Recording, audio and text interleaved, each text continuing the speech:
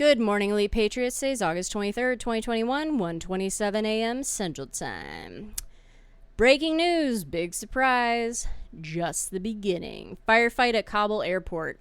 I was on Yahoo's news homepage looking at random stuff, and this popped up. There's 3 articles here. One of them is from Telegraph that was posted at 11:54 p.m. yesterday. AP posted at 12:34 a.m. and Reuters posted at 12:30 a.m. So with that being said, seeing they're a little late in the game, it is almost 11 a.m. in Afghanistan, which would have made this to be what? Sometime in the late 8-hour a.m. time frame. Anyway, there isn't a lot of detail on this right now. I'm sure the story will develop. There's no news media outlet on the ground in Afghanistan that I'm aware of. Trey Yanks from Fox News was there today or yesterday. He flew in with Qatar's military. They picked up some refugees of some sort, and he flew back to Qatar. So he was there for a little bit. He's actually out of Israel usually. I really like him. He's cool. He knows his shit. But anyway, the Telegraph says basically the same thing everybody else says, so I'm just going to go over this article. Afghan guard killed. Firefight leaves at least 1 dead and others injured at Kabul airport. A firefight broke out between unidentified gunmen, Western security forces, and Afghan guards at the north gate of Kabul airport on Monday morning, Germany's armed forces said. As thousands of Afghan foreigners thronged the airport fleeing the Taliban rule, 1 Afghan guard was killed, 3 others were injured in the battle, which also involved U.S. and German forces. German military, haven't slept for a long time very well, said on Twitter without specifying whether the dead Afghan was one of the Taliban fighters deployed to guard the airport. German military said there are no injuries to German soldiers. There was no further information. It is not known who the attackers were. The Taliban, who are manning the outside perimeter of Kabul airport, have until now not opened fire on NATO or Afghan troops within. That's basically all that it says, and then it goes backwards as far as this is what happened when Taliban take over this day, blah, blah, blah. So these 3 articles are basically saying the exact same thing as of 1:30 a.m. Central Time. There is no detail. And I'm sure the United States Defense Department is not weighed in on this yet. So that's what happened. And who the hell else would it be other than the Taliban? Unless one of the Afghan guards turned on their own, then I don't think there's any, I don't think there's any civilian Afghan walking up to these gates armed, because they'd have to get past the Taliban checkpoints with a weapon.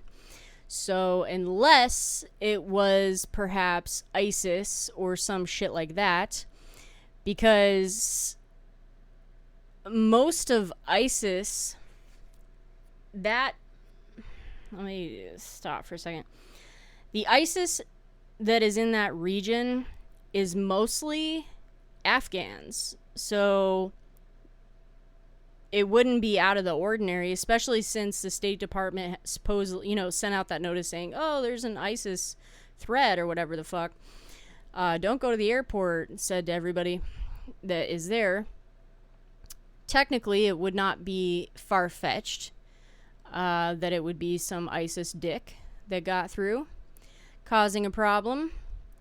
But other than ISIS or the Taliban, unless the Afghan guard decided to turn on themselves, that's pretty much the only 2 people it could possibly be. In my opinion, I don't think a civilian would get past Taliban with a firearm. But that's just me. So anyway, that's breaking news. I'll go over this real quick, too. I was reading this. It says Russia, where is this from? ABC News. Russia signals it's ready to engage with Taliban, experts say. Read this over. At least Russia knows they're not the real situation that they're in, though. I'll give them that. Says the Russian government's priority, analysts said, is to ensure an understanding with the Taliban that Moscow is content to engage with them as rulers, provided that the security guarantees for Central Asia and pledge to prevent terrorist attacks from its territory. Quote, it is absolutely clear that Russia will try to have a working relationship with the Taliban as possible, said a foreign policy expert and chairman on the Council of Foreign and Defense Policy that sometimes independently advises the Russian government. Quote, as for domestic situation in Afghanistan, Russia fortunately has no interests there. There are no stakes inside Afghanistan this time, and Russia can relax and limit its reactions to security interests of the region, he said by phone. So I thought that was kind of a cute little false statement. But they do know the risk. Like, for example, the Russian diplomat, now foreign affairs commentator, said, quote, so far we have a propaganda coup to enjoy, but that may not last. And then it goes on to say, Russia's ideal scenario in the Taliban now form as an inclusive government with other Afghan political groups, but that is viewed as unlikely by many analysts in Moscow. Instead, quote, drug trafficking and religious extremism will mushroom, end quote, was written in an article from Moscow Center. So it says, I think we made a risky bet on a Taliban promise to stabilize the country under their control and not engage in cross-border jihad. They will have to prove their bet worked out as promised. So I wouldn't put too much money on that fucking bet. That's about it, though. But as far as... Oh, someone asked me a question. I didn't write them back. I wrote it down. There's two people asked me two different questions. One was... let's see. If we didn't leave Afghanistan by August 31st, what could be the repercussions? Besides, the Taliban getting irritated, I don't see them necessarily attacking us, but then, firefight at Kabul airport. But the main issue I see with that, per se, if there's an issue at all, is the Taliban has said that they're going to create a government on the 31st. Yeah, you're going to create a government overnight. That's their idea. So if China recognizes them immediately, like same day shit, Russia said they're not going to recognize them as God, I need some sleep. As a government, whatever, of Afghanistan. So there's going to be other countries that do, though. But if China does, they're a P5 member of the UN. So then, technically, if China really wants to pull some more strings, as far as I'm concerned, because I did that one video saying they are, if we overstay past August 31st, and the Taliban has created some retard government, China recognized them, technically we will be, and the Taliban says get the fuck out, technically we'd be occupying, we'd be occupying a section of that country, very small airport, quote, illegally. We'd be occupiers type of situation. Not invited. So if China really wanted to be a dick, I suppose they could go to the UN and pull some stupid shit with the Security Council and stuff like that, trying to get people to basically back China, who would do it on behalf of the Taliban, saying that we're occupying stupid shit, invading Afghanistan, and try and get us kicked out via diplomacy at the UN. That could probably take a few days or a week or something to accomplish unless they've gotten all the papers written out already. That's the only pitfall I see as far as that goes. Someone asked, what are the red flares leaving the planes as they take off from Kabul airport? Actually, I know the answer to that. That's actually a funny question that was asked. They are anti-surface to missile anti-surface to air missile. What the fuck? They are defense weapons to prevent surface to air missile. Okay? So when they take off and they spray those little what look like flares, okay? That's what they are. They're protecting the plane. That's all it is. Which I find entertaining that they're doing that at all, really. Final points I'll put in this video, and then I'm just going to ramble for a second. The amount of equipment that we left behind is obviously outrageous. Some of it, the Taliban will be able to use, all the small arms and shit. They may be able to figure out, because they already have apparently, somebody has, to use our aircrafts, because quite a few of them have since left Afghanistan. But they've got like Humvees, they've got aircrafts, helicopters of all kinds, they've got all kinds of wonderful weapons. I mean, when people say, this, I don't know. This is just a goddamn mess. But the fact they are armed to the T now, regardless of technology, because that's not going to be helpful to them. They'd have to figure out how to use something. That stuff they don't know how to use or don't want will end up in Iran.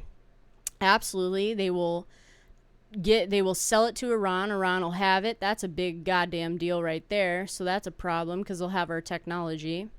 Russia could possibly be like, hey, can you toss us one of those motherfucking U.S. drones? That would be great. Stuff like that. So that's going to complicate things.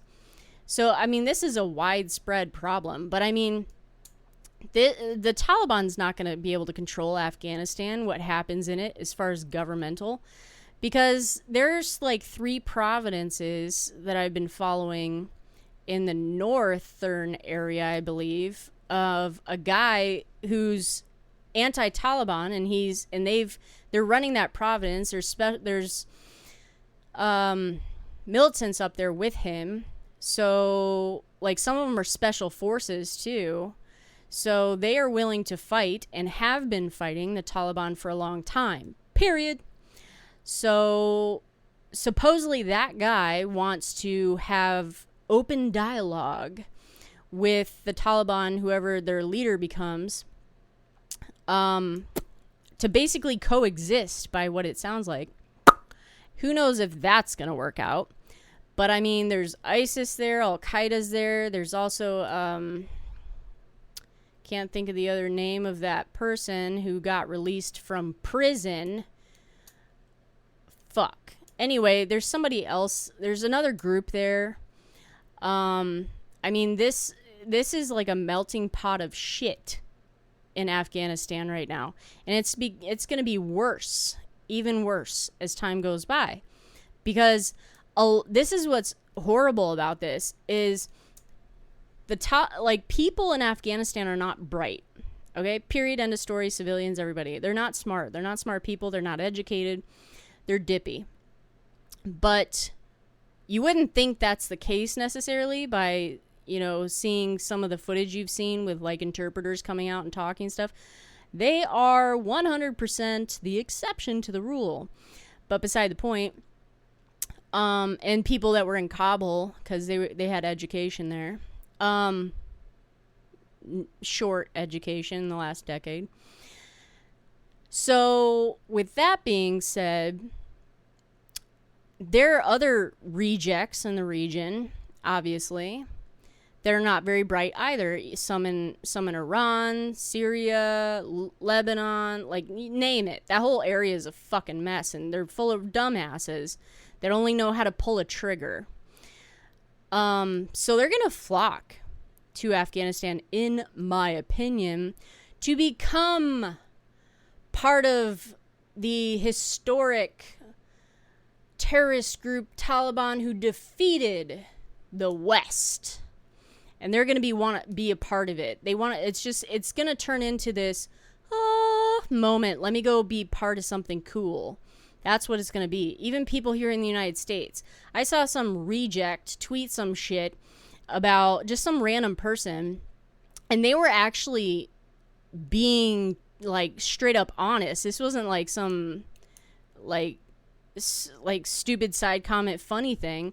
They're like, I want to go to Afghanistan and join and meet the Taliban, and this was a chick, and help them out, to help the Afghans that are there, because I think that they're not, that what's being reported on them is not fair, like how they are, have been in the past, their behavior. I don't think it's what's being reported on them is fair. That's what that motherfucking person said. So people in the United States are seriously dumb too. I mean, you might as well just throw like a bunch of liberals in fucking Afghanistan and say, hey, these people have the same IQ as you. Go ahead and play. Because it's ridiculous. But anyway, that's going to be that situation. It's really going to be like a fanfare going to Afghanistan to join the Taliban. It's not going to necessarily be to create a new group. I know there was some intelligence analyst, former, on something I watched a couple days back, Thursday or Friday, said something like they expect another terrorist group to emerge in Afghanistan due to this. I guess that's a possibility, but it's more like the people that are there are going to have more people in their ranks. Like, I don't necessarily see a huge split off anytime soon. Maybe over time, whatever, who knows.